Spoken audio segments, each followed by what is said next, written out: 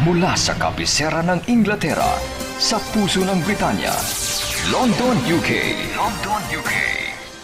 Ito ang Channel Philippines Network, Pinoy Radio UK. Pinoy Radio UK. Sumasayang papawid 24 oras. 24 oras. Buong linggo. Sa www.pinoyradiouk.com. Ang mga pinakapaborito mga awitin, mga pinakaabangang programa, at mga sariwang balita at impormasyon mula at para sa mga kababayang Pilipino sa UK at sa buong mundo. Pinoy Radio UK. Pinoy Radio UK.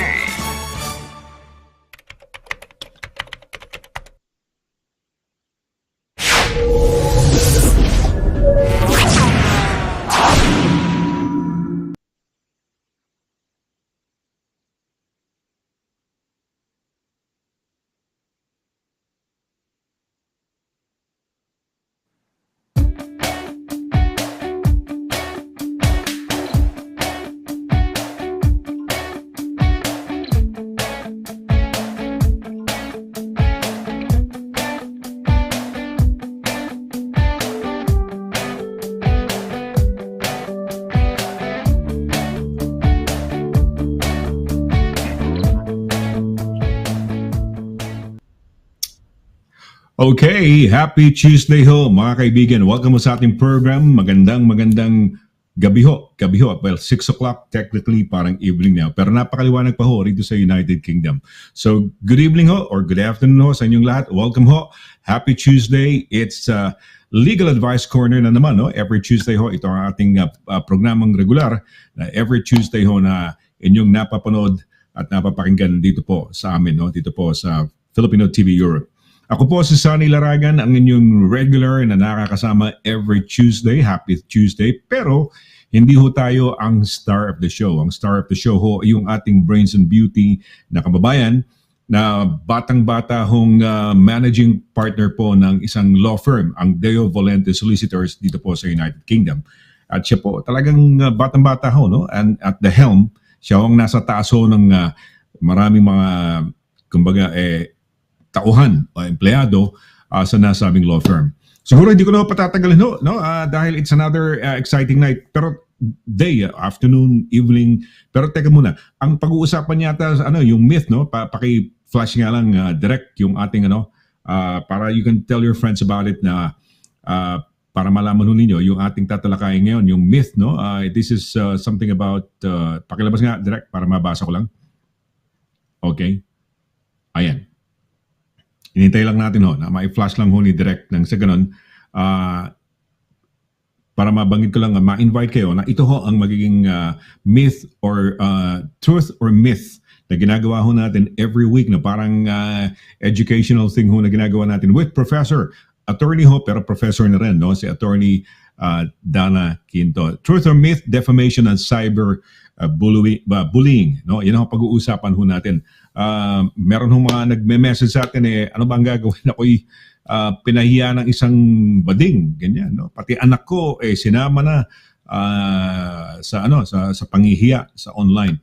So ito ho, pwede ho nating pwede niyo may mapupulot ho kayo dahil itong truth or myth ay merong mga impormasyon na pwede niyong pagkakuhanan po ng ideya or ideas. Okay, siyempre, hindi ko na ho patatagalin pa. Kababanggit ko lang ho ng kanyang pangalan. Mga kaibigan, ang ating pinakamamahal na abogada ho, ang ating every Tuesday kasama, ang pinaka-star of the show, Brains and Beauty. Mga kaibigan, ang managing partner po ng Deo Volente Solicitors or DV Solicitors, walang iba, kundi si Attorney DANNA Quinto. Attorney, happy Tuesday.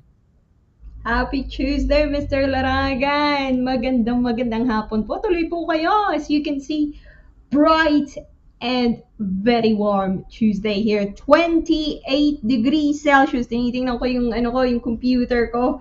Mas mainit po dito kaysa sa Pilipinas, I think. Tama ba, Mr. Laragan?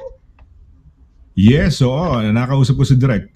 Sa Pilipinas, 23 degrees yata. So, sa iyo, 5 degrees higher. Sa akin earlier was 25. Hindi ko lang alam. Pwede natin tanongin si Siri. Hey Siri, what's the weather like? It's currently clear and 24 degrees. Oh, 24. Temperatures are heading down from 23 to 17 Oh, degrees tonight. 24. Mas mainit yan sa inyo, attorney, ha? Nung init. kahapon ba o nung kahapon yata pinaka-mainit sa London eh. Pinaka-mainit 30 degrees sa London, and then the other parts are 27, 26, 25. I don't know sa inyo, no? Kung gaano kainit yan sa Bedford, no? Sa inyong opisina. Mainit sa Bedford.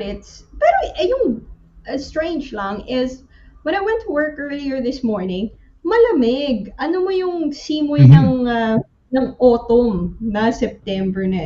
So yung hindi naman frosty, it was breezy. So I thought it's gonna be a cool day. So pagpunta ko sa opisina, yun ang number one namin pinag-uusapan ko ano yung weather for the day. So ang normally ako o two other either yung senior partner namin o yung receptionist yung ando normally. And yung receptionist, kami naghuhulaan ng weather. Aba sabi sa akin, hindi, iinit. Nato, iinit kaya to? Ay, uminit nga. Napakainit. It's very, very warm. I really felt it throughout the day kasi I had a very busy day. I don't know why. Hindi ko ata, sobrang busy, parang hindi ko na lang ininda yung init, pero naramdaman ko. Hindi ko nga ata nabuksan yung electric fan ko eh. But I really felt na bumalik yung summer for a day. Kasi sa akala natin, autumn na. For this week, it's gonna be a summery feeling, no? Technically, it's autumn, palamig na. Tama ka, no? Well, sa akin, ang yung ganyang experience na parang malamig was yesterday. Looking out of the balcony, no? Pagtingin mo sa labas, merong konting parang ano ba yung parang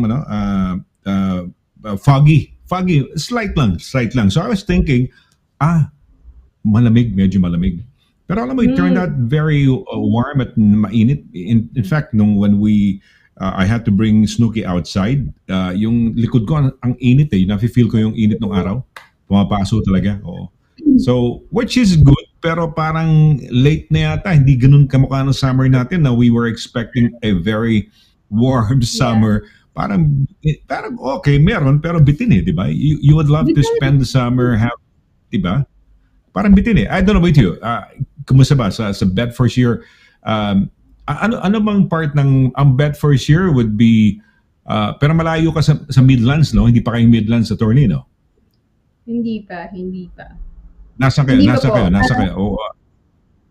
South, kasama pa ba kayo sa Southeast? Southeast, parang ano pa rin kami na medyo southeast but not quite southeast. Home counties, yun nata yun na home counties. Yung medyo central, papunta na kami sa central. But as you said, hindi ko na feel na merong sustained period of hot weather.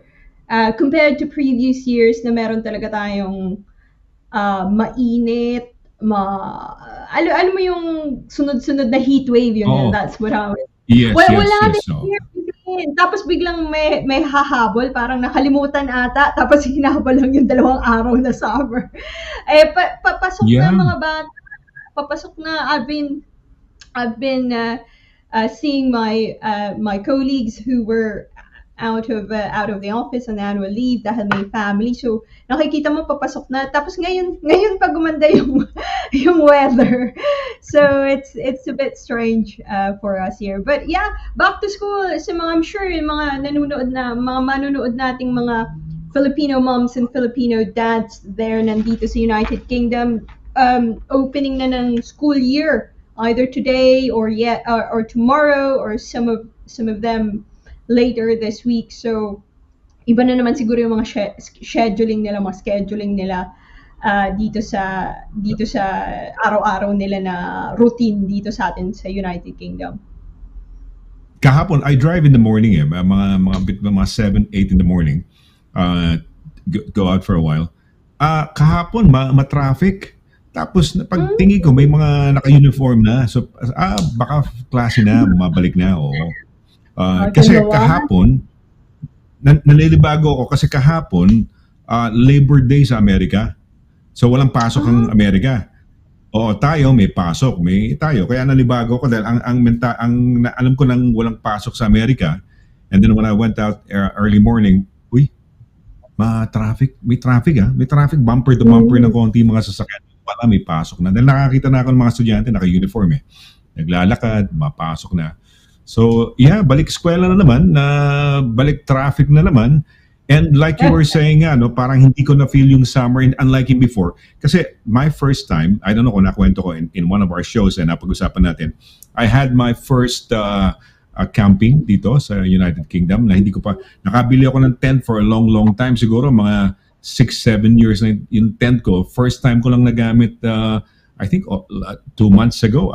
Hindi ko alam kung July ako nag-camping or August, no?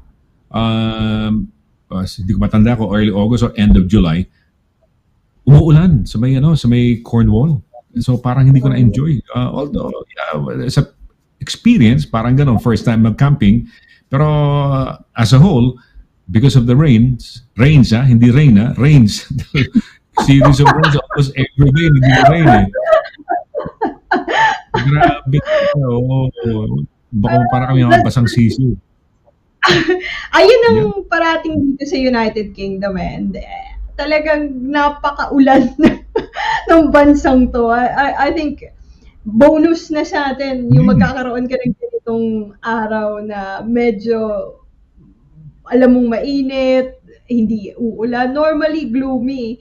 Ako naman, tingnan ko nga meron pa akong, doon ko pala na, hindi pala sa UK, kundi nung nag-Alps ako, doon ko na-feel, may konti na lang po akong sunburn, kasi di ba sunburn ako, nung pumunta ako ng Alps. It's such a distant memory, 2 months ago na pala yun And that was really the only memory of summer that I have. The rest is, I think, I was working, I was visiting people here in the UK. For once, parang pre-pandemic na uli na madami nang madami nang nakikita-kita, bumalik tayo dun sa routine.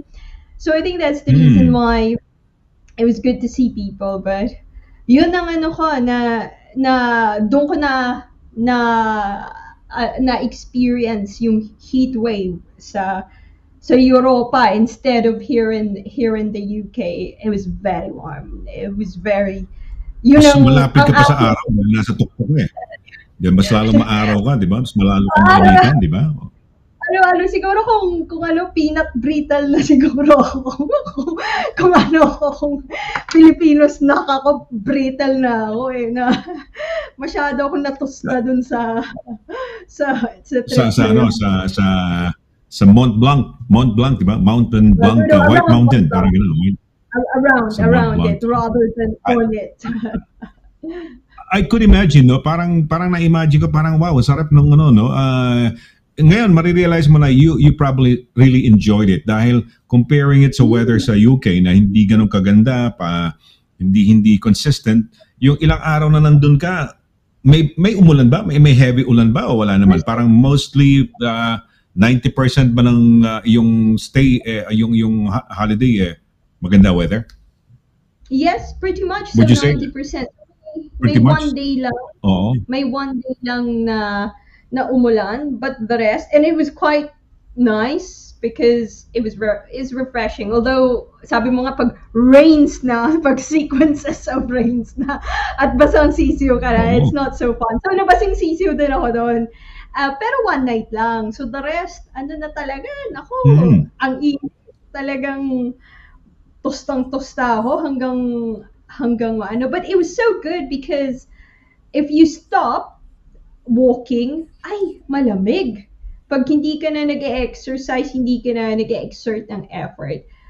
I think there was one time, because mataas kami, 2,000 something meters, when we stopped, I had to put on 2-3 layers, or 2 layers siguro, including yung parang puffy jacket. It was that lumamig? when we nasa high point siya. Nasa high point, and then yung wind, okay.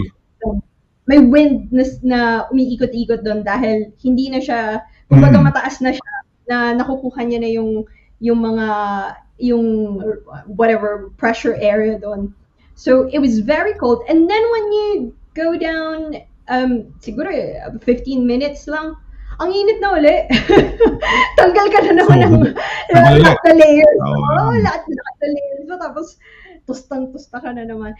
You're right, Mr. Laragan. Looking back, sabi ko nga, no, at that time, syempre, hingal na hingal ka, tapos pagod na pagod ka.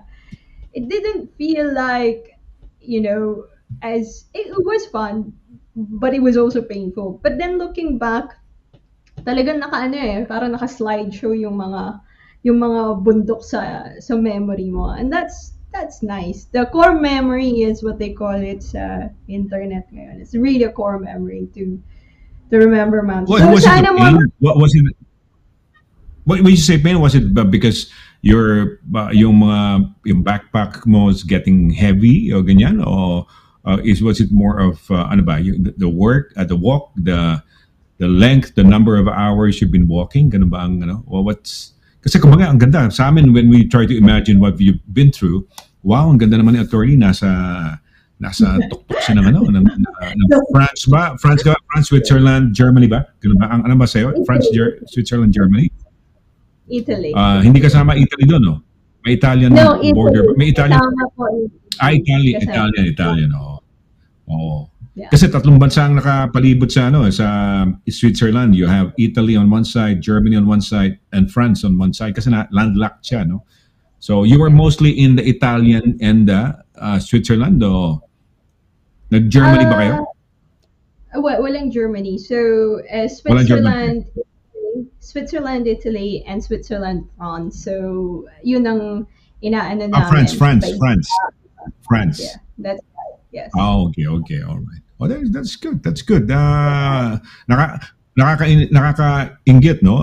Very challenging. In fact, I don't know kung ang purpose mo, attorney, is to really challenge yourself because you have the Santiago de Compostela, yung walk mo, no? Camino de Compostela de Santiago yata, di ba? And then you have this trek nyo sa mountain. Ano ba upcoming mo? Meron ka pa bang ibang challenges na parang I don't know kung may challenges ka pa ba na nasa loob pa? Ano ba nasa bucket list pa? I'm sure marami sa bucket list, but hindi pa naka-book ngayon. But I would just say yung tanong niyo kanina na ano ba yung painful doon. I think kasalanan ko din kasi hindi ako nag-train properly for it. Kaya nagulat siguro yung katawan, yung lungs ko, yung lungs ko dun sa altitude. Although it shouldn't affect you, I heard, up until 3,000, 4,000 meters. So nasa 2,000-ish na kami. Siguro, and then as the day goes by, fatigue, dagdag na yan, di ka makatulog ng maayos. But it was so satisfying looking back kasi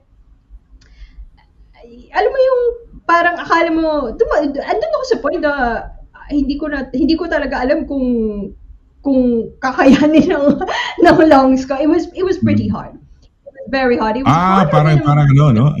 Okay, really, eh? It was very hard because so talaga sustained yung steepness niya. So we were doing yung switchbacks na tinatawag is yung gaganon. Hindi ka naman ganon talaga eh. So ka parang gaganon ka, magzizigzag ka. 20 plus yung switchbacks. Hindi lang yun, parte lang yun ng so paikot-ikot ka. And I never really felt, kaya yun yung pinaka-highest altitude ko ever sa pagma-mountains. I think the fact na may nakalagay ka sa likod mo, and mainit, tapos kulang ka sa tulog or medyo pagod ka, hahapuin ka talaga. Nagulat ako dun sa level ng hapo na inano ko, but it's beautiful. It's worth it. Kayang-kaya basta mag-train. I think yun yung gagawin ko next time. Anong training? Anong training yung kailangan? Sabi mo parang I don't know, kasalanan mo. Pero anong klase bang training ang kailangan mo doing that, no? Going into yung experience na yan. Anong kailangan training?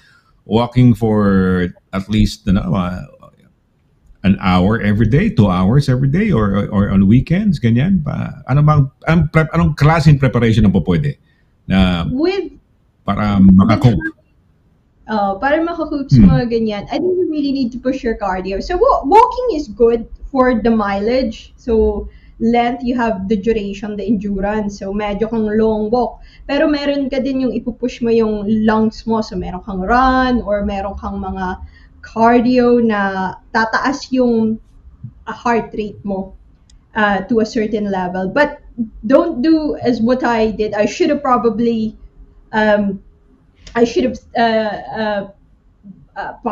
paced myself better kasi kailangan siguro na yung heart rate mo only up to a certain level because it can get very dangerous na sustained yung heart rate mo ng ganun kataas. Yun yung nafe-feel ko eh. Hindi ko na, and once you let go of that, na hindi mo na nahabol yung heart rate mo na tumataas, mahirap na yan, mahirap habulin na pababain. So, kailangan mo talagang, you really need to calm it down. So, a lot of, yung mga really, really high mountaineering, the best way to do is slow and sure. Yun yung sinasabi nila, slow and sure. Siguro na-excite lang din ako, tapos syempre meron kang kasama, so parang ikaw, sige, tara, medyo competitive ka. Alam mo nung pinaka-comfortable ako at pinaka-feeling ko, yung lungs ko, masayang-masaya.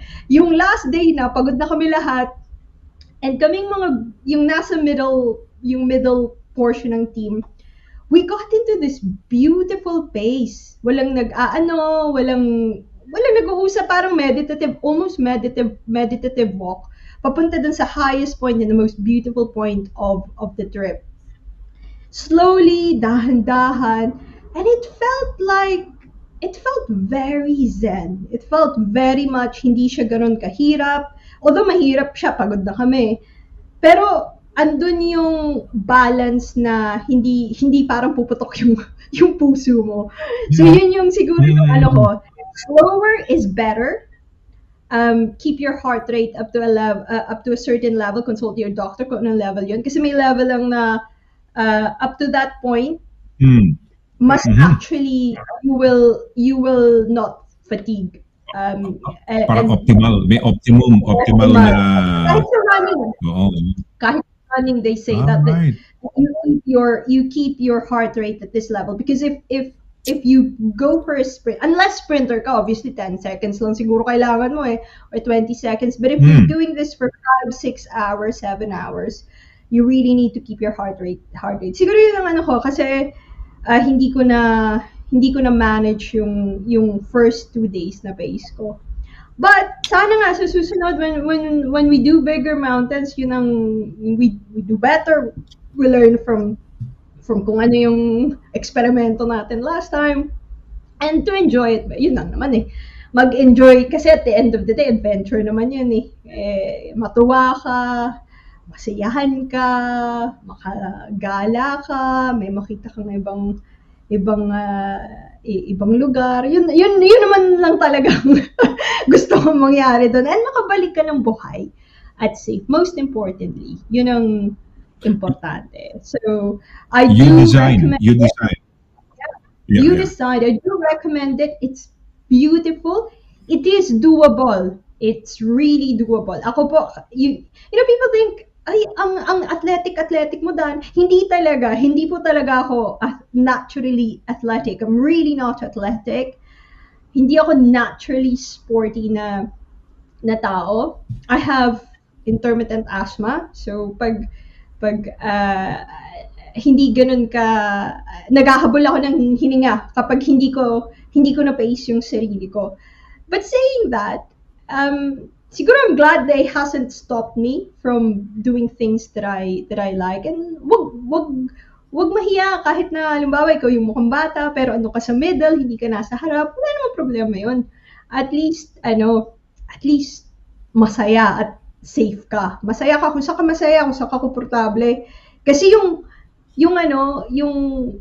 maiisip mo doon, yung babalikan mong memories, yung bundok, hindi naman kung nauna ka o binilisan mo o napaka-strong mo.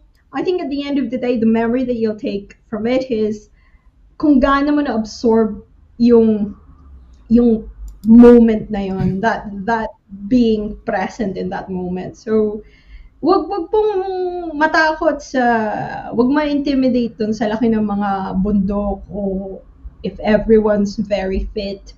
Actually, pag isa sa pastime namin kapag makikita mo share kung ano yung injury nyo, kung ano yung masakit, and then people look after each other sa mountain. So go and find a mountain to climb, find a mountain to conquer, personal man yan o literal na mountain. It's beautiful, Mr. Laraga. If there's something well, na tama. sa buhay ko na talagang I na-enjoy ko. envy you. Tama yan, I envy you. You're designing your life. Ang experiences naman, kasama na lahat yung challenges dyan, di ba? Mapasarap, lahat naman, total naman yan. Ipa-plus minus mo, ito yung mga benefits maganda, yung the sight, being on top of the mountains, looking parang on top of the world, and then yung challenges doon. If you try to, kunyari, plus, tsaka minus, lalamang pa rin yung positive doon na maganda ang experience. And we only live one life, so if you can do all of those challenges, maganda. In fact, saludo nga kami sa iyo, attorney, because you're challenging yourself, you're doing these things, and these are all rich experiences. It enriches your life. No? So, teka muna, punta na tayo sa ating greetings muna kung sino yung yung mga bragging rights ng mga kababayan natin. Bago tayo sa topic natin for tonight, yung kanina, yung truth or myth, yung ano yung truth or myth natin, direct? Yan, defamation and cyberbullying. And cyberbullying. Sige, yung ating bumper. Go, attorney. Direct.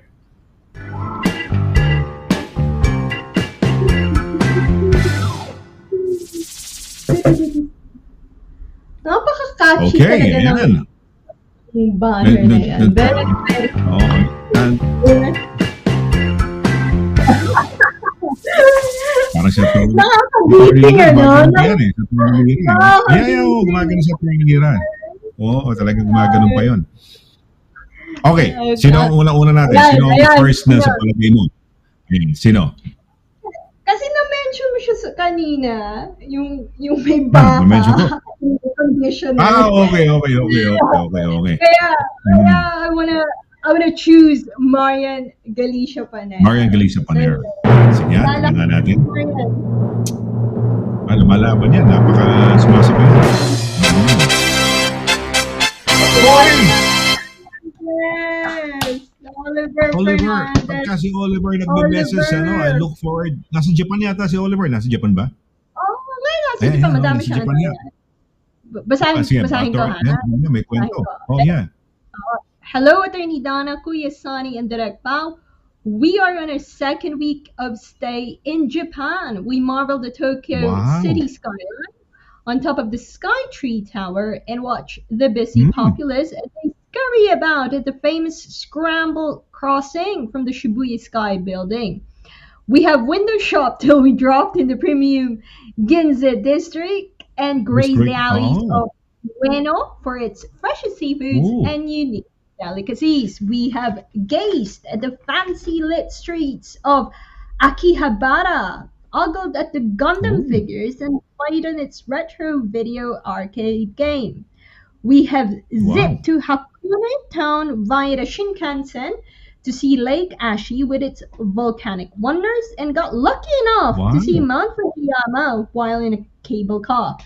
We stayed in a ryokan, slept in tatami mats, got dressed and fed the Kaiseki way and soaked in our own private volcanic spring, fed onsen bath while surrounded by the views of the lush Hakone Valley. We took another bullet train and are now in the city of Kyoto. We have walked along the bamboo forest. Yan, ano pa ba? May continuation pa. May suspense. Andun pa rin si Oliver. Nag-hike pa rin sa bamboo forest habang tinetext yung galing. Alam mo, masarap magaling. mag-share Galing. ng adventures. I would love to go to Japan. Hindi pa ako nakakapunta. I'd love to go to Japan din. Talagang it's really, nasa bucket list natin yan, yung Japan, no? Pero kagandahan yan, mukha yatang you will go into different places. Maganda, very enriching yung mga experiences ni ni Oliver dahil marami siyang ginagawa, no? Pero nasa tuktok siya, tinignan nila yung sa baba, no, from the building. Pero ang kaganda kay Oliver, para siyang writer, no? He can nurse siya, pero he writes parang he has this flair for writing, no? Kaya mahusay. Ayun, ano ba yan? Okay, may kadugtong. The bamboo forest of Oh, Arashiyama, climbed up the hill and fed the monkeys at Iwatama Park, wow. seen some geishas at Swerte ng mga Higashiyama, monkeys, no? and trekked through the 10,000 torii gates at the Fushimi Inari Shrine. All this in 34-degree heat and humidity, and I'm loving it. Wow. There is still a Wow, Saka to galing, do. The best part of all of these is doing all of it with family while I still can. Exactly. Very Yes. Well, naman. galing. Thanks, ha? Ang ganda ng kwentuhan natin about your adventure sa Mont Blanc. And here he is, no, telling us about his adventure with the family, no. Habang kunyari, habang kasama pa, habang buhay pa, habang malakas pa, and he's doing all of these things. Kasi si Oliver has a bit of a meron siyang condition, no, medical condition. Pero yeah, believe ako sa'yo, laban. Good. Wow. So yan, napakaganda na simula natin, attorney. Sino ang natin? Hinuhula mo pangalawa?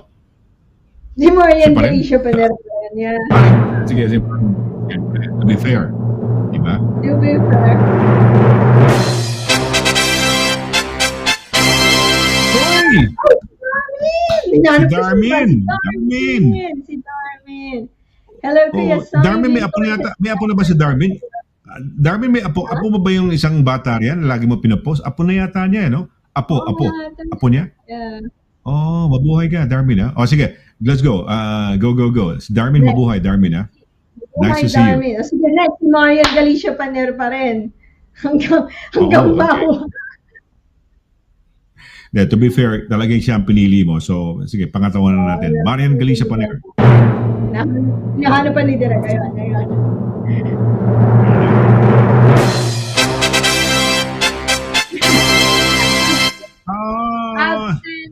Gigi. Si Marian Galicia, si Gigi Alamparo says, yeah, good evening, Attorney Donna and Kuya Sonny.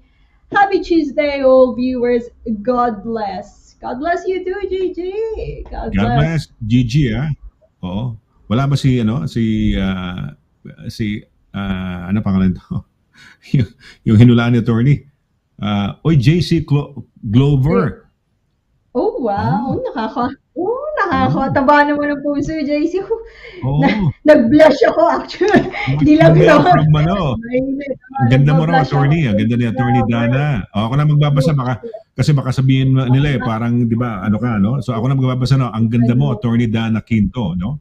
Watching from Wiltshire, UK. Wow, JC Glover, Glover, mabuhay. Tama ka, I agree. Kaya nga, brains and beauty si attorney. Ayan, tama. Wala talaga si Morgan. Sige. Attorney. Uy, watching from Exeter. Hello, good evening. Watching from Exeter, Devon. May, kamusta dyan? Sa, seaside, Exeter, Devon and seaside. Kamusta naman dyan? Mainit si David Momoa, si Jason Momoa is gonna be bumili yata ng property dyan sa Cornwall, no? So he's gonna be there. Ayan. Yung si Jason Momoa. So ayan. Uy, si Rudy Libro. Sige pa. Rudy Libro, masayang gabi ng Tuesday. Magandang Attorney Donna, Sir Slim Sonny, Cutie Snooki. Nasa nga pala si Snooki. Super Sir Edgar, lovely Direct Paula, and all happy viewers. God bless us all from Team Libroho. Asa nga pala si Snooki, Mr. Laragan? Asa na siya? Kasama ng mami niya si Snooki. Yes. Kasama namin last Sunday, Saturday, nag-MC ako sa Kent, sa PhilFest Kent, which I've done for 3 or 4 years now. So congratulations nga pala sa mga organizers ng PhilFest Kent, no? And it's 10 years running yata yung event. So we were there. I MC'd it together with sila may ka-MC ko, Lalaine Edson, half Filipina, half British. Pero kapampangan yata yung nanay. So mabuhay, Lalaine, if you're watching us, mabuhay, mabuhay, mabuhay. So ayan, no. Yeah.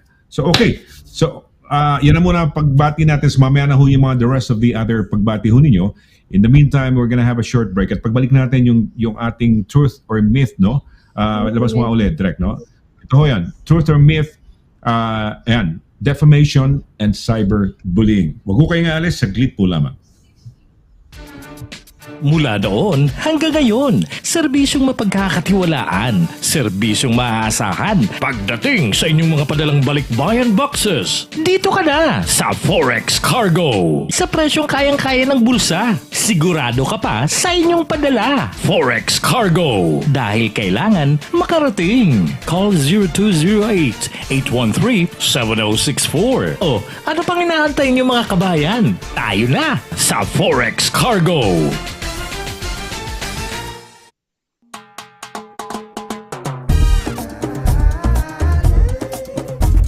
100% all natural, tasty, healthy, versatile, 4 unique flavors. Taste a real sauce. Galettos. May problema ka ba sa landlord mo? Baka AV ka na ni Kuya. May problema sa mga kapitbahay, sa trabaho. O kaya naman kay Mister o kay Mrs. Away tungkol sa mala, mga may utang, mga aksidente, daing o laban sa ospital or sa NHS, harassment, o baka naman may stalker ka na gusto mong ireklamo. Punta na sa DV Solicitors para matulungan ka pagdating sa mga litigations at iba pang mga legal concerns. DV Solicitors at 2nd floor, Howard House, St. John Street, Bedford, MK42 0DJ. Tumawag sa 01234-350-244 or 01234-225-188 o kaya naman mag-email sa d.quinto@dvsolicitors.com. Visit our website at www.dvsolicitors.com.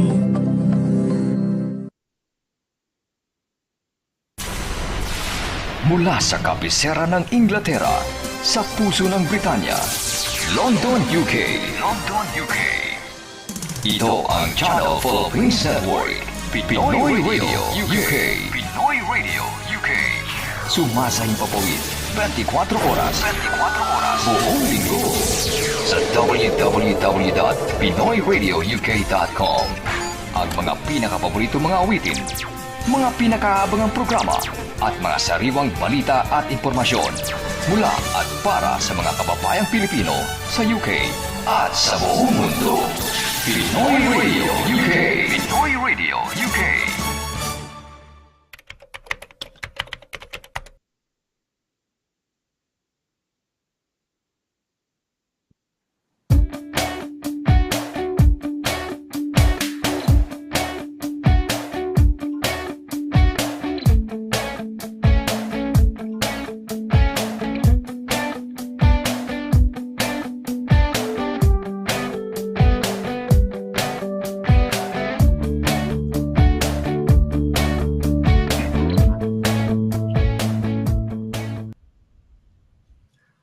Okay, nako, tuloy-tuloy ho tayo sa ating palatuntunan, no? Programa ho natin ang Legal Advice Corner on a Happy Tuesday. Ako po si SONNY Laragan for those of you who tuned in just now. Siyempre, kasama natin yung ating pinakamamahal na abogada, walang iba kundi si Attorney DANNA Quinto. Attorney, Happy Tuesday.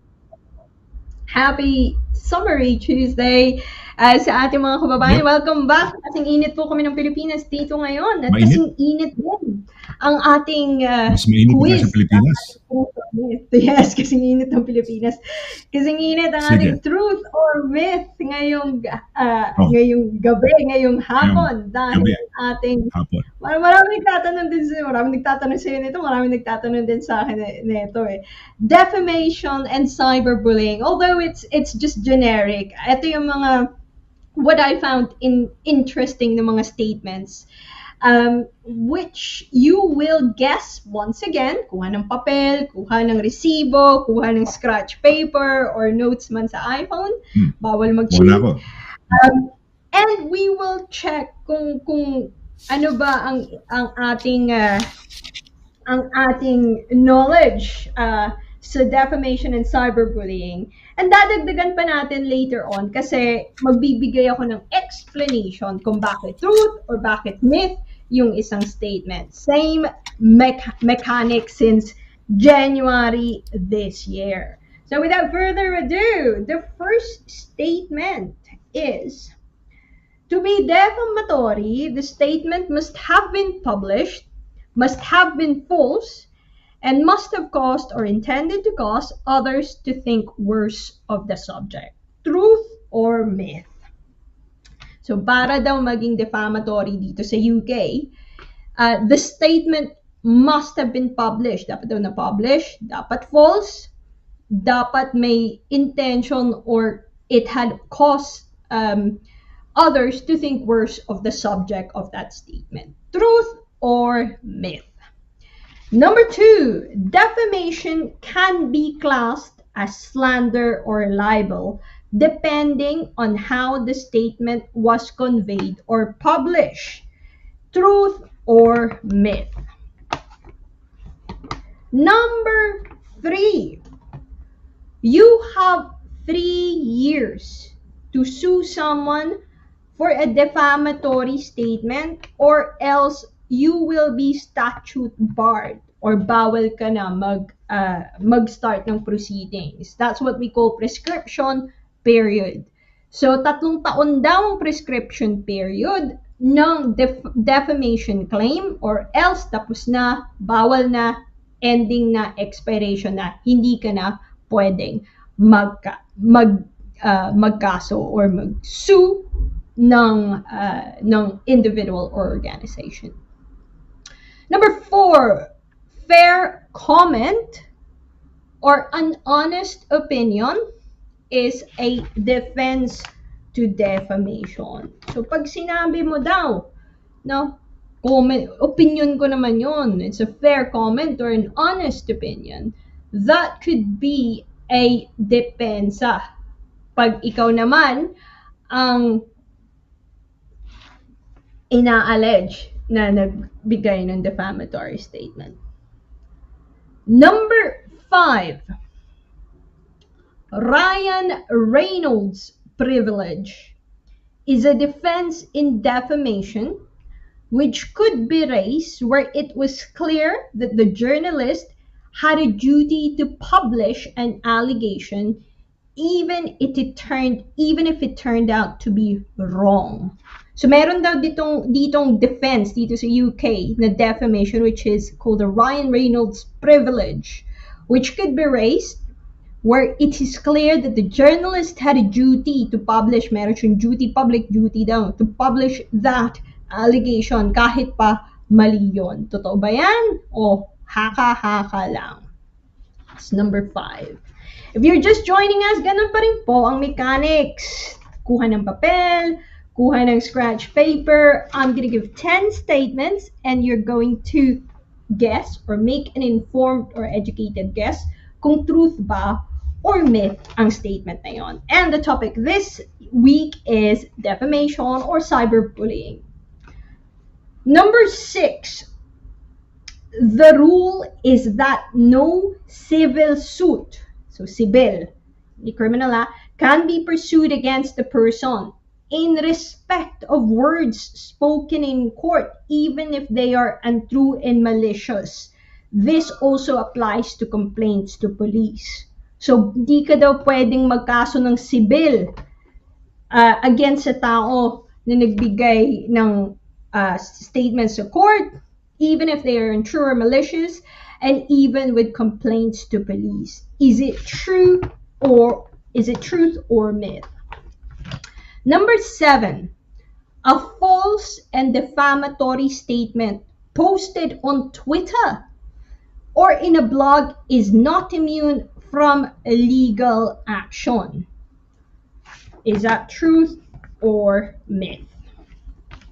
Number 8, however, a retweet, so retweet lang, of a false and defamatory tweet is immune from legal action. So yung 7, Pag ikaw yung nag-tweet, pwede kang makasuhan daw.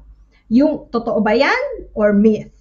Yung number 8, statement number 8, pero pag rinitweet mo lang, hindi ka pwede daw makasuhan. Immune ka daw. Totoo ba yan or myth? Number 9, the target of a defamatory statement can still be identified and therefore able to sue even without being expressly named. So if the target of the defamatory statement can be identified, even without being expressly named, they are able to still sue you for defamatory statement. So kahit blind item daw po yan, kung sobrang obvious na ito yung miniminyo na tao, then they are still able to sue. Is that truth or myth? Okay. And finally, number 10, with a bit of case law. In England's first libel case involving Twitter, New Zealand cricketer Chris Cairns was awarded $90,000 in damages after he was wrongly accused on Twitter of match fixing by Lalit Modi, the former chairman of the Indian Premier League. Totoo ba yung statement na yan? Right, very quickly, we will go through the 10 statements again and huhulaan nyo po, truth or myth, itong mga statements regarding either defamation or cyberbullying. Number 1, to be defamatory, the statement must have been published, must have been false, and have caused or intended to cause others to think worse of the subject. Truth or myth. Number 2, defamation can be classed as slander or libel, depending on how the statement was conveyed or published. Number 3, you have 3 years to sue someone for a defamatory statement before you get statute barred. So, yung expiry date mo bago bawal na deadline to sue for a defamatory statement is 3 years. Is that truth or myth? Number 5, the Ryan Reynolds privilege is a defense in defamation which could be raised where it was clear that the journalist had a duty to publish an allegation even if it turned out to be wrong. Totoo ba yan o haka-haka lang? Number 6, the rule is that no civil suit or civil action can be pursued against a person in respect of words spoken in court, even if they are untrue and malicious. This also applies to complaints to police. That is true or myth. Number 7, a false and defamatory statement posted on Twitter or in a blog is not immune from legal action. So kung ikaw ang nag-post ng defamatory statement sa Twitter, kahit Twitter lang daw, hindi ka daw immune. Wala kang immunity from legal action. Number 8, however, a retweet of a false and defamatory statement is immune. So pag nag-retweet ka, immune ka daw from legal action kung retweet lang yon. Totoo ba or hindi? Number 9, if the target of a defamatory statement can still be identified even if they are not named, they are still able to sue. So kahit blind item yan, but if they can still be identified without being expressly named, they are still able to sue. Truth or myth? And number 10, in England's first libel case involving Twitter, New Zealand cricketer Chris Cairns was awarded $90,000 in damages after he was wrongly accused on Twitter of match fixing by Lalit Modi, the former chairman of the Indian Premier League. Right. Answer portion na. let's check kung ano yung ating ating grades this week. Number 1, to be defamatory, the statement must have been published, must have been false, and of course, or intended to cause others to think worse of the subject. That is true. That is indeed the definition of defamation in the United Kingdom. And a little sort of an expansion on that one is it should cause serious harm. So how to evidence that? Either loss of income, loss of reputation, yun nga, cause others to think worse of the subject. So a serious harm to the reputation, evidenced by either financial losses or other evidence providing the same. Number 2, defamation can be classed as slander or libel depending on how the statement was conveyed or published. That is true. So defamation is yun yung umbrella term. Pag libel, published siya. Pag slander, verbal siya. So libelous statements are those that are published. Slander are those that's verbally said. So that is true. Number 3, you have 3 years to sue someone for a defamatory statement before you are statute barred. Is that truth or myth? That is a myth. You only have 1 year from the date of publication. So very, very short lang ang inyong prescription period. Unlike 6 years for contract, 3 years for personal injury or clinical negligence. Defamation, 1 year lang po tayo. 4, fair comment or an honest opinion is a defense to defamation. That is true, and that is probably one of the most, truth, fair comment, or honest opinion are some of the usual defense to defamation. Number 5, Ryan Reynolds' privilege is a defense in defamation which could be raised where it was clear that the journalist had a duty to publish an allegation, even if it turned out to be wrong. That is a myth, but only because meron tayong trick question. Hindi po siya Ryan Reynolds' privilege. It's just called Reynolds' privilege, and it doesn't involve Ryan Reynolds at all. It involves Albert Reynolds, who had been the Taoiseach, I hope I pronounced that correctly, or the Prime Minister of Ireland, until a political crisis in 1994. So the story is the Times, here in the UK, had published an article, or Times in Ireland had published an article in Ireland to the effect that Reynolds had misled the Irish Parliament. The article was then published in the United Kingdom. However, the UK version omitted an explanation that Reynolds had given for the events, which had been printed in the original article. So dun ang galing yung Reynolds privilege. In that particular case, hindi naman dito lang nagbigay ng guidance yung ating Supreme Court or the House of Lords then, which is the 10 criteria which could use the Reynolds privilege. So amongst them, ang kanilang binalance is the freedom of expression of the media on all matters of concern.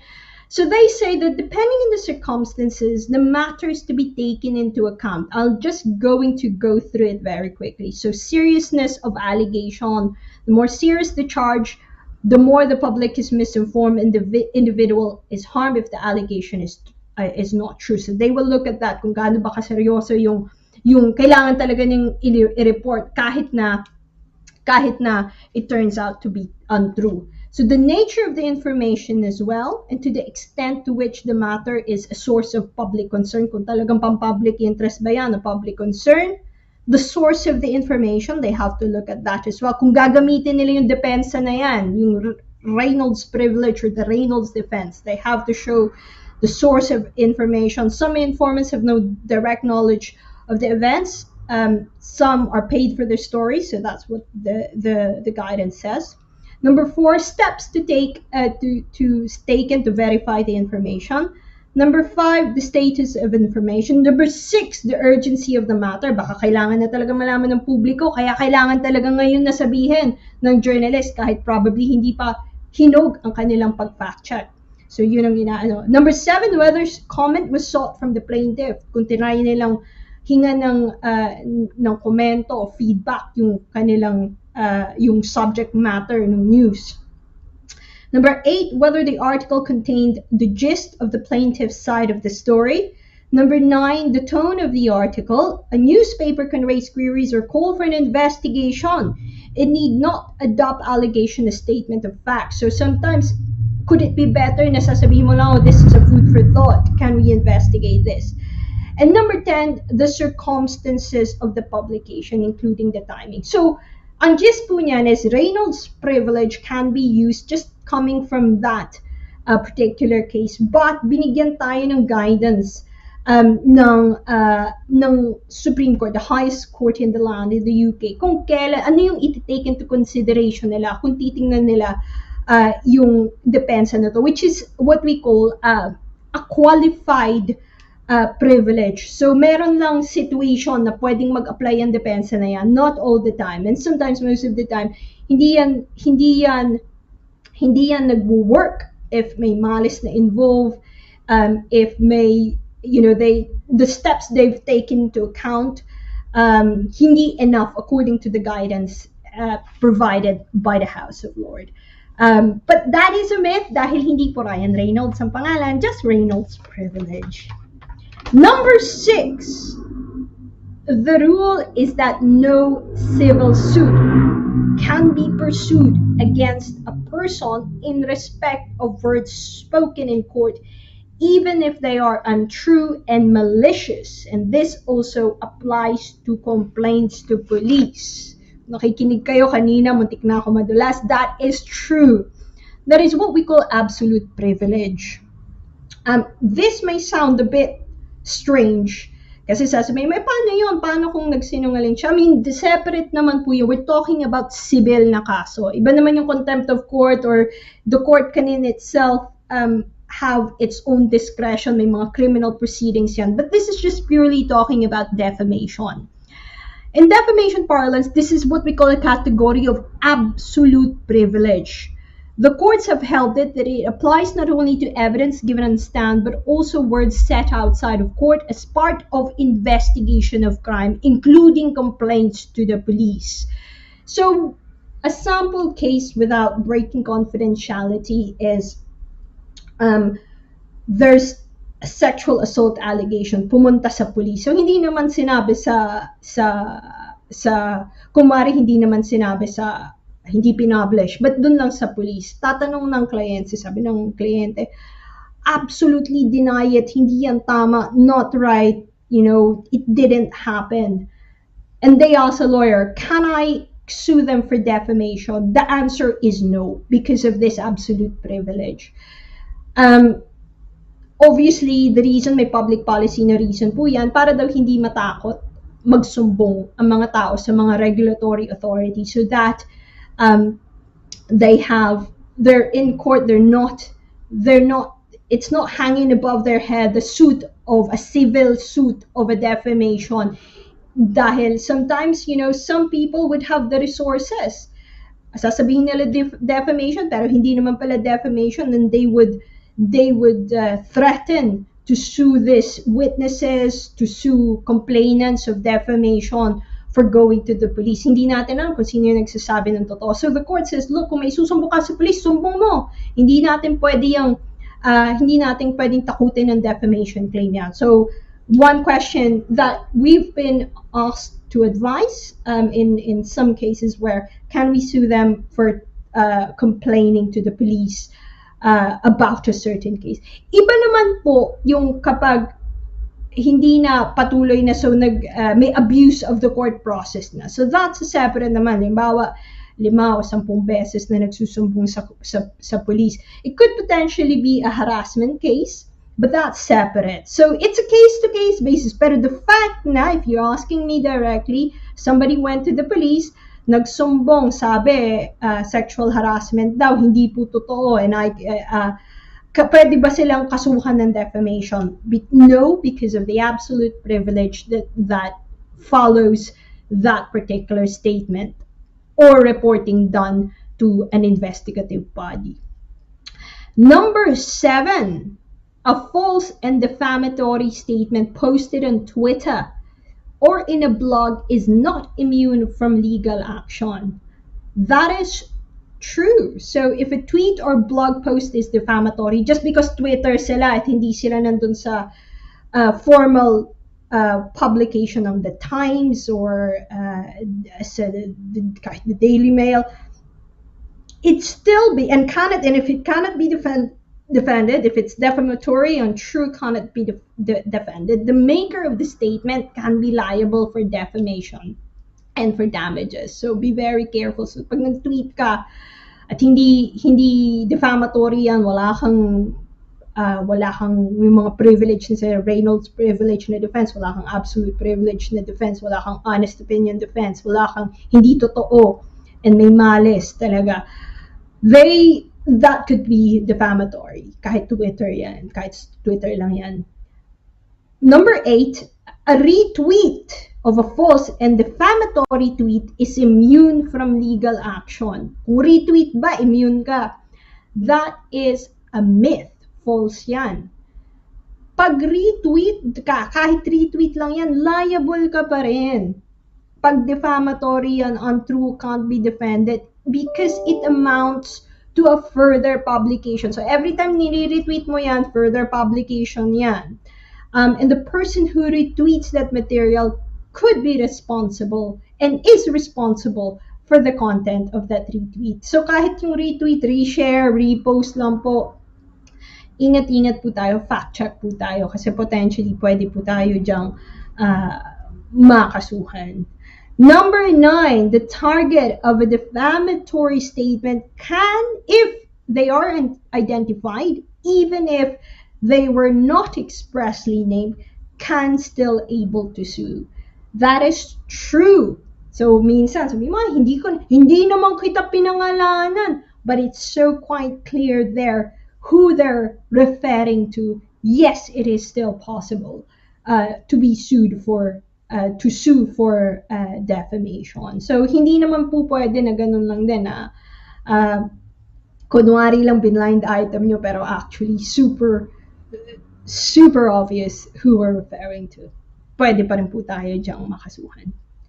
And number 10, just a bit of trivia. In England's first libel case involving Twitter, New Zealand cricketer Chris Cairns was awarded £90,000 in damages after he was wrongly accused on Twitter of match fixing by Lalit Modi, the former chairman of the Indian Premier League. That is true. And you can see the elements of that. May publication.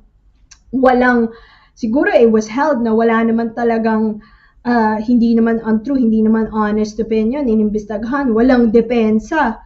Walang mga privilege na pwede niyang malagay. Siguro, hindi talaga niya madepensahan yung kanyang pag-publish ng ganyan. And it created, obviously, that statement could cause or intend to cause serious harm sa isang cricketer in that professional level of football. Hence, kahit Twitter lang, sasabihin niyo, Twitter lang naman, tweet lang naman yan. Kahit Twitter lang yan, nagkaroon ng successful na action. That's really it. It's more of a focused 10 short session lang tayo ng defamation and cyberbullying. More about defamation, less about cyberbullying, although hand in hand naman po sila. Mr. Laragan, kamustang score natin dyan? I got 8 out of 10, no? 8 out of 10. So, mali ko yung prescription period, which is sabi mo 1 year. 3 years ang ano ko, tapos yung no civil suit in words, no, spoken in court, no, myth yung sagot ko, truth pala yun, no, tama yun.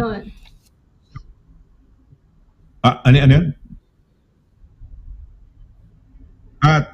Yung tweet, pagka nag-tweet, basta personal, yung direktang tweet is true. 7 is true. Truth. 7 is true, yeah. So pagka ni-retweet mo, may liable ka pa rin. So, myth yun. Myth ang sagot doon. Okay. Ayan. Tama. So, tama ba ako doon? Nagtatanong mo si Direk sa akin, parang ano. So, kino-confirm ko lang. Ayun, oo. Pagka slander, verbal, pagka libel, published, no. Ayan, may mga ano. Pero yung sa number 10, attorney, halimbawa, target is identified at lahat. Kung if you wrote it in such a way that it was just probably an honest, parang honest opinion, mayayari Kailangan mo ba? i-prove. Kailangan mo i-prove na honest opinion yun. O bakit mo nasabi na honest opinion yun? You have to provide evidence of that one. Kasi paano kung Kasi wala sabi mo, ka you can namang get kaalam? away. Oo. Okay. Hindi, kasi you can get away pagka honest opinion, no? Parang medyo may... They have medyo, to reasonably honest opinion. So, kailangan mong i-prove pa rin yun na may honest opinion ka. Hindi lang yung pwedeng sabihin, hindi, honest opinion yan, na walang proof. A classic example is somebody probably given you a tip, a very, very, yung source mo, a very good tip that you've used over the years. Or, may lumabas na halimbawa na like ngayon, let's be honest, yung kay Rubiales ngayon, I don't know if you read about the Spanish issue about si Rubiales. the What about? Okay, yes. Yeah. You honest monitored. opinion ko. Honest opinion ko dun sa nakita kong video na parang hindi naman talaga consensual yun. Honest opinion ko yun. Kasi may directly ako nakitang video. So, even the UN human rights says, look, from the video, they were saying that there's nothing consensual about it. I think that's what they say on one of the interviews. So people can make honest opinion kung i-prove na may honest opinion ako. Kasi napanood ko yung may nakita akong ebidensya, may nabasa ako ng mga statements, and I can provide an honest opinion about it. Ako ang tatanong mo, attorney, napag-usapan lang kay Rubiales. Siya yung di ba, parang presidente ng Spanish football, di ba? Spanish football, si Rubiales. Kasi iba pa yung mismong coach nila, di ba, yung kasama nung nanalo sila. Pero sa akin personal lang, when I saw the video, I don't know kung lumaki lang, pero parang it was just quick lang eh. I don't know. And then the matter of consent or not consent, para sa akin lang, attorney, I don't know sa'yo, no? Pero nakita ko yung video, ang bilis lang naman. Parang hindi naman yung hinawakan talaga na matagal eh. Kundi parang isang quick lang eh. Sa akin lang. Hindi ko alam, no? Yun lang nung makita ko yung video. Kasi nga sinasabi ni, ano pangalan ng babae? Hermoso ba yun? Yung hindi daw consensual? Hermoso, yeah. Diba? Yeah, Si Hermoso yung diba, yung nag-miss sa kick niya na na-save ni nung natin. Remember, oo. Pero siguro maganda. Baka probably he fancied the girl, no? So, pero for me, para sa akin, the problem is how he handled it. I think it's pretty sure. I think the consent, from a lawyer's point of view, the consent is very much the center of it. Kahit quick lang or hindi. And that's just my honest opinion as well. Kahit quick yan or hindi. Kung wala ka talagang consent. Yun ang doon. Because if we start, and from a legal point of view, if we start washing down ang definition ng consent, if we start diluting that, it's gonna be very, very risky for a lot of people in the future. So, pag sinabi, kahit quick lang, basta walang consent, okay lang, I think that's gonna be problematic legally. That's gonna be problematic. Kung cheek lang, attorney. Kung cheek lang yun, walang consent, cheek lang, hinalikan sa cheek. Walang masyadong hindi lalaki yung storya, no? Kasi ito, lips kasi ito. I think it's... Kung cheek, walang problema. It's a way of... I think that's the problem is, where do you feel most intimidated? Where do you feel most vulnerable? I think that is a question, and I'm pretty sure there's also a cultural application to it. Of course, there are two spectrums. I think what really spurred the big debate about this, which is probably overdue, is yung response niya din, how the way he handled the situation thereafter.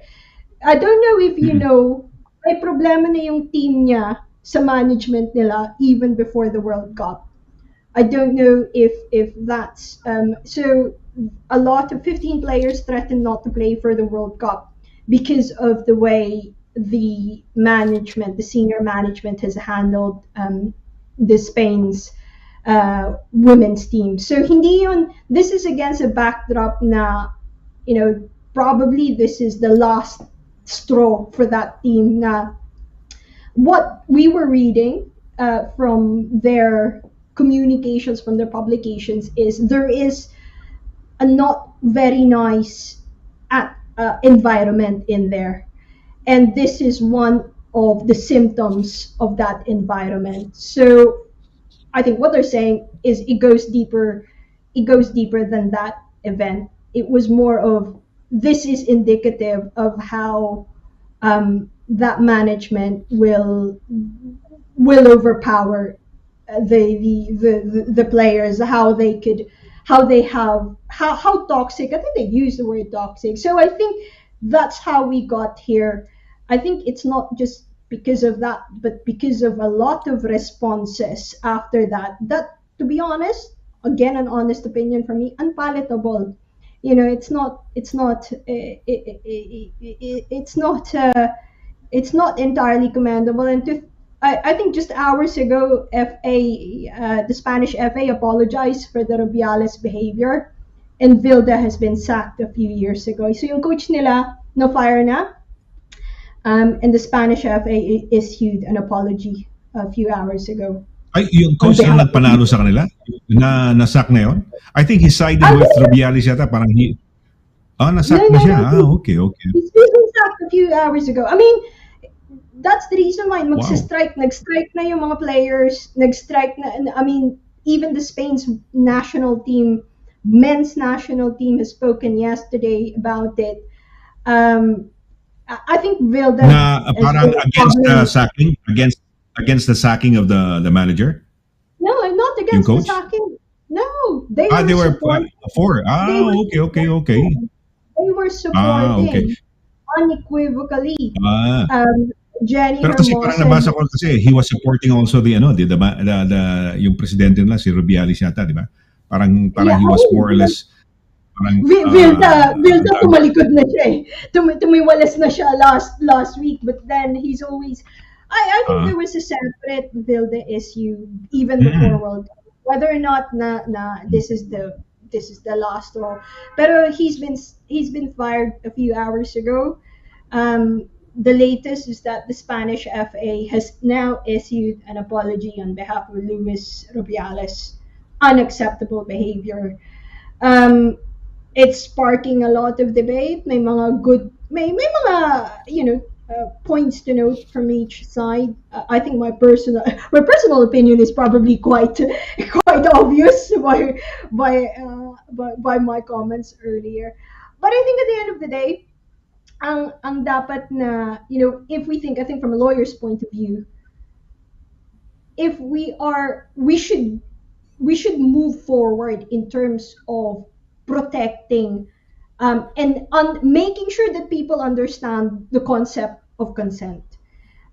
Obviously, it is may mga nangyayari pa rin he said, she said. Di ko naman sinasabi na lahat ng nagsabi na walang consent ay nagsasabi ng totoo. Hindi naman, as we know, as lawyers, at the end of the day, hindi mo, it depends on the evidence put forward to you.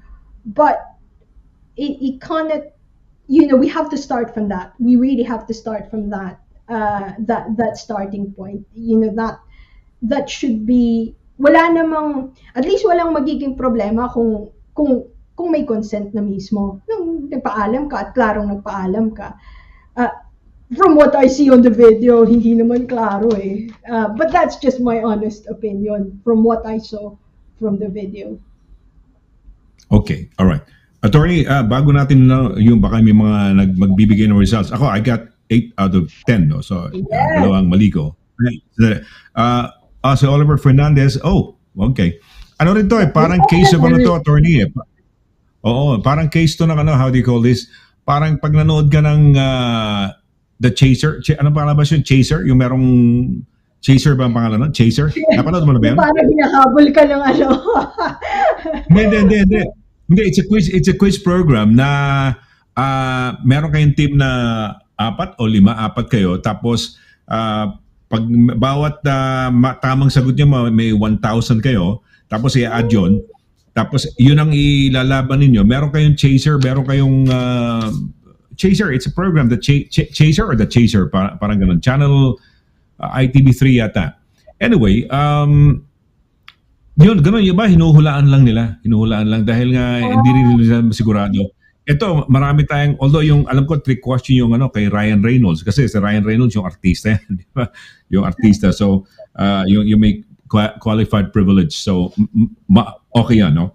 Medyo ako. So, thank you, Oliver, no? Thank you si Oliver. And maski naka-holiday yan, maski nasa Japan yan, napakaaga pa sa Japan talagang nanonood sa atin at talagang nakikisama, no?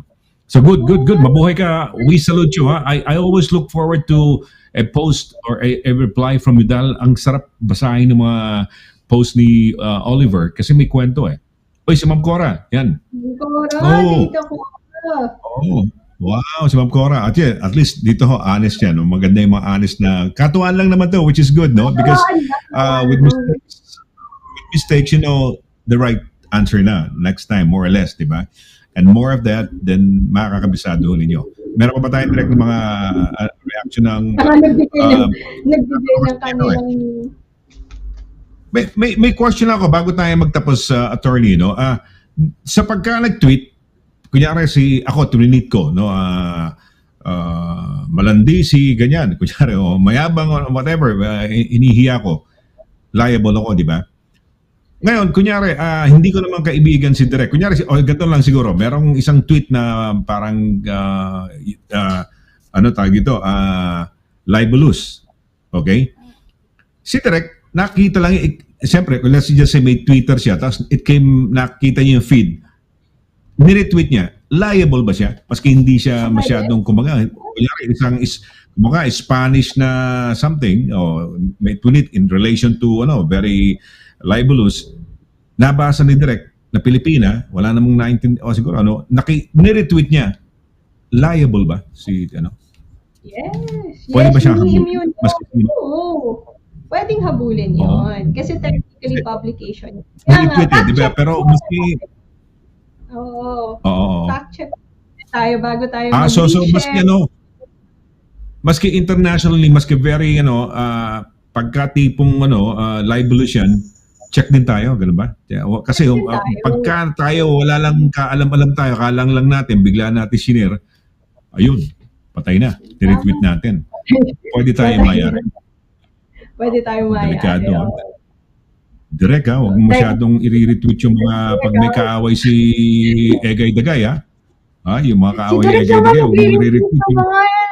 ng mga weather forecast sa Bulacan naman yung parating nire-retweet. Hindi naman defamatory yun eh. Kaya kay Direk ko nakikita yung mga ulag-uulit na po ang baha sa Bulacan. Ayun, bakit laging Bulacan nga pala tinatamaan? Laging pagka merong balita, talagang very prominent yung Bulacan, no? Sa mga baha-baha, no?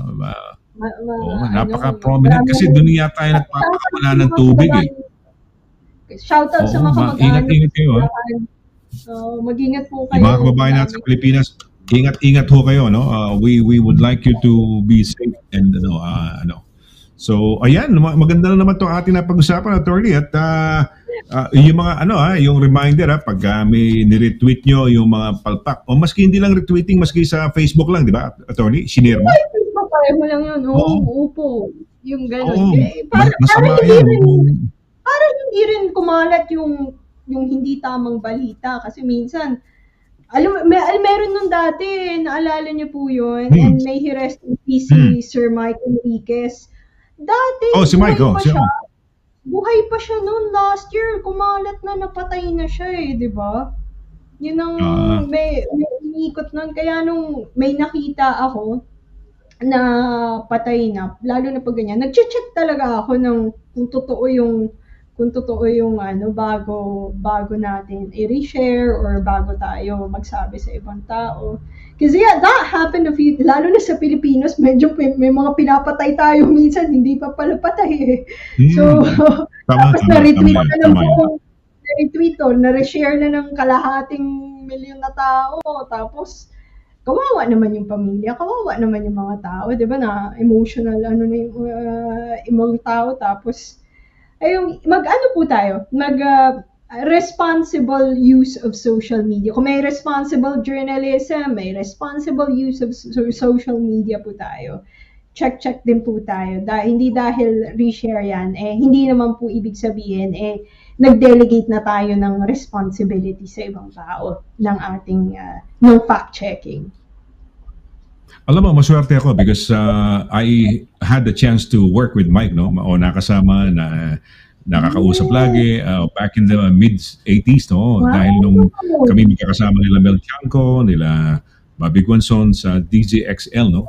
Although siya ang vice head ng FM division, yung kumpare niya, nakumpare ko rin, si Butch Gonzalez ang head ng AM division, pero madalas siya sa amin, kasama namin siya. Kasama namin si Mike, no? Makukuha mo ba yung pagbati lang? Kasi nabanggit naman ni Direk, ni attorney, baka pwedeng, kasi kaibigan natin, so sa akin, kumbaga, yung death niya parang meaningful dahil nakasama ko. Hindi siya yung tipong napanood lang natin, o talagang nakasama mo, nagkukwentuhan kayo, ano kayo, gano'n, no? So, yeah, matagal-tagal din yun, no? Nung mga back in the mid-80s, nakasama natin si Mike Enriquez. Pagkakasama tayo. Nila Mel Chanco, no? Si Mel Chanco, in effect, si Mel Chanco, boss niya si Mike, Boss namin si Mike, kung totoo siya, Talaga? Ano Si Mel Chanco, boss niya si Mike.